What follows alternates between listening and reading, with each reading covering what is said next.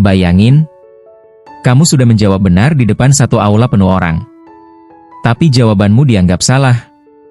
Lalu beberapa detik kemudian, orang lain mengucapkan jawaban yang sama. Dan malah dapat poin kemenangan. Dan hari itu, satu aula mendadak jadi tegang. Namanya Arga. Siswa kelas 11 dari SMA Nusantara. Dari kecil Arga dikenal pintar. Tapi bukan cuma pintar. Dia juga terkenal berani bicara jujur. Buat Arga, menang itu penting. Tapi kejujuran, jauh lebih penting. Selama berminggu-minggu, Arga dan dua sahabatnya belajar siang malam demi lomba cerdas cermat 4 pilar MPR RI tingkat kabupaten. 30 sekolah ikut bertanding. Dan hanya 3 sekolah yang berhasil masuk final. Final dilaksanakan di aula terbesar kabupaten. Ratusan siswa datang menonton. Guru-guru berdiri penuh harap. Dan saat MC memanggil nama sekolah Arga, satu tribun langsung bersorak. Pertandingan dimulai. Skor terus saling mengejar. Regu A unggul tipis. Regu B mulai menyusul. Dan regu C, tim Arga, terus memberi kejutan. Bab demi bab dilewati. Semua peserta mulai tegang. Tangan gemetar. Keringat mulai turun. Karena skor mereka hampir imbang. Dan akhirnya, masuk ke sesi rebutan. Babak paling menentukan. Babak yang bisa mengubah segalanya. Juri laki-laki mulai membaca pertanyaan. DPR dalam memilih BPK wajib memperhatikan pertimbangan dari lembaga mana? Ting. Arga menekan buzzer paling cepat. Satu aula langsung diam. Arga berdiri dan menjawab dengan yakin. Anggota Badan Pemeriksa Keuangan dipilih oleh Dewan Perwakilan Rakyat dengan memperhatikan pertimbangan Dewan Perwakilan Daerah dan diresmikan oleh Presiden. Setelah itu, suasana mendadak sunyi. Semua menunggu keputusan juri. Namun, raut wajah Arga mulai berubah. Juri laki-laki mulai berbicara. Jawaban kurang tepat. -5. Arga langsung membeku. Teman satu timnya saling menatap bingung. Penonton mulai berbisik. Karena mereka merasa jawaban itu benar. Beberapa detik kemudian, regu B menekan buzzer dan menjawab.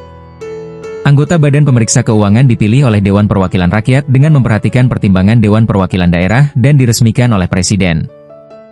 Kalimatnya sama. Benar-benar sama.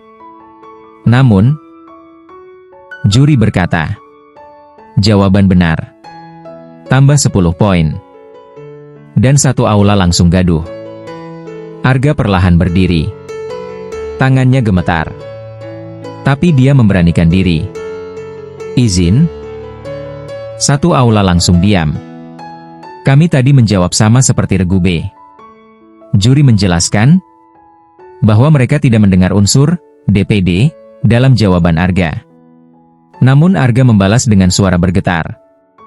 Tapi saya menyebutkan Dewan Perwakilan Daerah. MC mulai mencoba menenangkan keadaan. Tapi Arga belum menyerah. Dia menatap seluruh aula. Lalu berkata, apakah ada yang mendengar saya mengatakan DPD?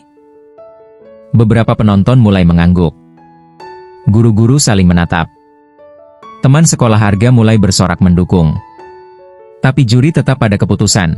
Lalu juri perempuan angkat bicara menjelaskan bahwa perlu artikulasi yang jelas saat menjawab pertanyaan. Dan suasana mendadak terasa sangat berat. Skor akhir diumumkan. Dan regu C kalah tipis. Teman satu tim Arga tertunduk kecewa. Guru pembimbing mereka terlihat kesal. Bahkan sempat ingin memprotes. Namun, protes hanya boleh dilakukan peserta. Arga cuma diam. Dia menatap papan skor cukup lama. Bukan karena kalah, tapi karena merasa suaranya tidak didengar. Namun saat Arga berjalan keluar aula, sesuatu yang tak ia duga terjadi. Satu persatu, Guru-guru menghampirinya. Teman-temannya berdiri dan bertepuk tangan. Kalian tetap juara di hati kami. Arga terdiam. Matanya mulai berkaca-kaca. Karena hari itu, dia sadar, kadang kemenangan terbesar bukan soal piala, tapi keberanian memperjuangkan kebenaran. Tidak semua perjuangan akan langsung dimenangkan. Tidak semua kebenaran akan langsung dipercaya. Tapi, orang yang berani membela dirinya dengan jujur akan selalu dikenang. Karena hidup bukan tentang selalu menang, tapi tentang tetap berdiri tegak. Meski dunia tidak berpihak. Dan sejak hari itu, Arga dikenal bukan sebagai peserta yang kalah, tapi sebagai siswa yang berani memperjuangkan kebenaran. Kalau kamu jadi Arga, apa kamu akan diam, atau memperjuangkan jawabanmu? Tulis pendapat kalian di komentar. Karena kadang, yang paling menyakitkan bukan kekalahan, tapi saat kebenaran tidak didengar.